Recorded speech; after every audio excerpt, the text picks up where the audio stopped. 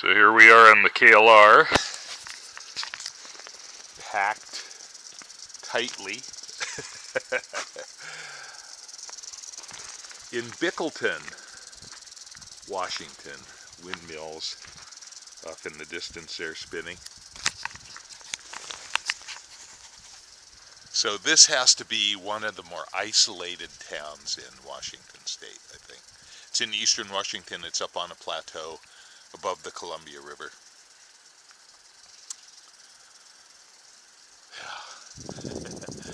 We've had a few wildfires here that have worked, and we never fire camped in Bickleton. Interestingly, it would have been so convenient.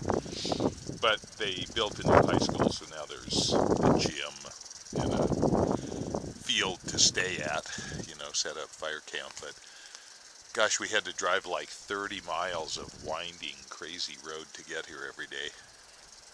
It was kind of crazy. So things have become more accessible since then.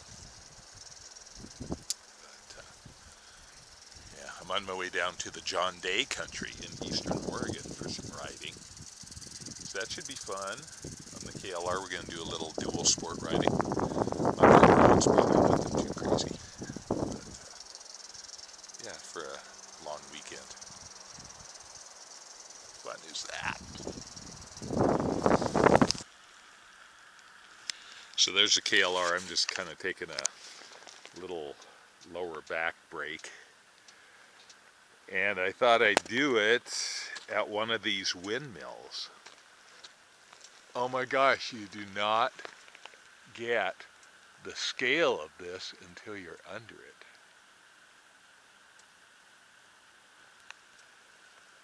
And we're up here, we're south of Wasco, south of the Columbia River. It is windmills kind of as far as you can see.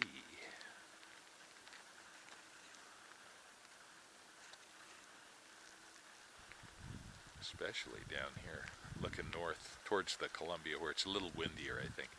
And then those far ones on the far hills are in Washington state, so the Columbia is down there between.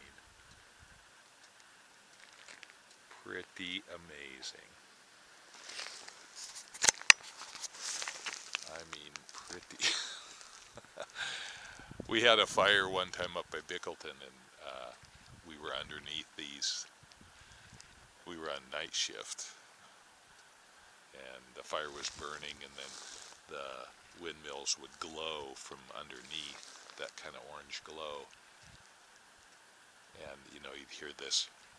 It'd be totally silent except for whoosh, whoosh, whoosh. And then just at the quietest part of the night, just before dawn, the wind just died completely off, and you know, they went whoosh, whoosh, and then just nothing. And then you'd hear this bzzz as the servos tried to find a little bit of wind, and then it was just completely silent. The fire dies down at that time of night anyway. And it was just pretty remarkable. And then just at dawn, the breeze started to pick up again, and you heard the little bzzz as the servos tried to find the wind. And then slowly, gradually, whoosh, whoosh, whoosh.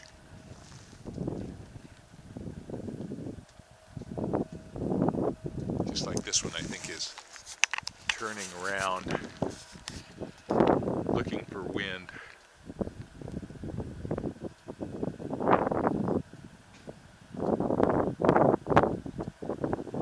So this is big wheat country.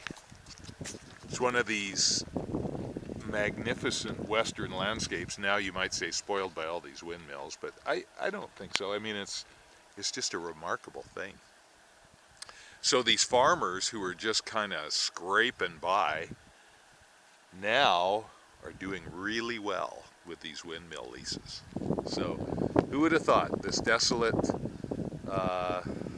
non-irrigated country, and the farmers are actually quite well to do now because of the wind. So.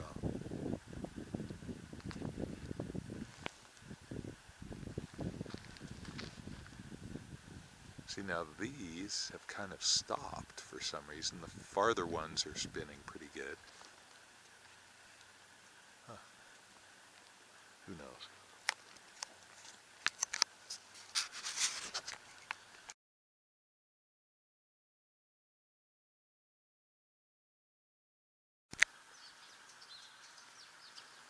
So here's the lineup in Fossil on Saturday morning. Just doing a little motorcycle riding in the John Day country, the Painted Hills.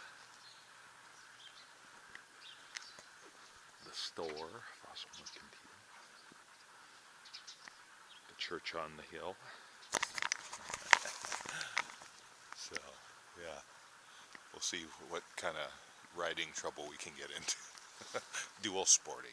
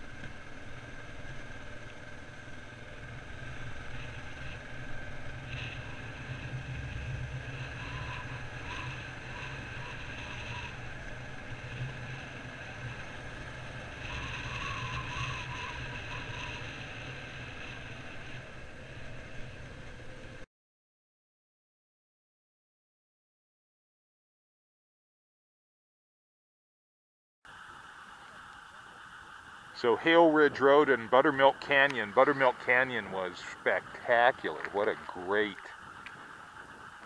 road that was, and a wonderful little ranch down there. These are those big, vast western landscapes. Here's our little riding group here. Bunch of great guys. The roads just go on and on.